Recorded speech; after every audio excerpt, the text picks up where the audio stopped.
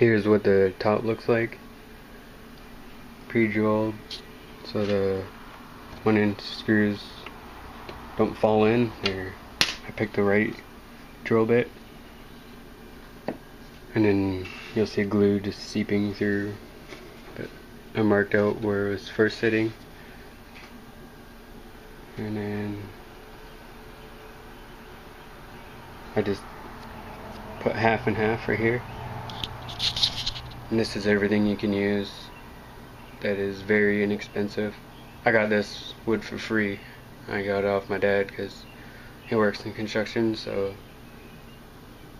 he picks them up, asked me if I wanted it. I said yeah. It's sitting there for about a week, and then looked at my amp rack box, didn't really like it, so I built something similar, but it's all gonna be a lot better than a really flimsy dresser drawer.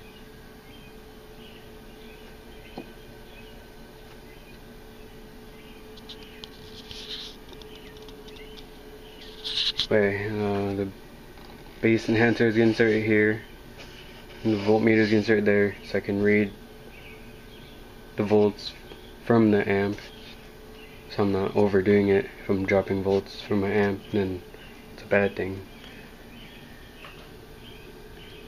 And then these little ticks here, I measured out how big the amp will sit right here, and like this way too, so I did both ways.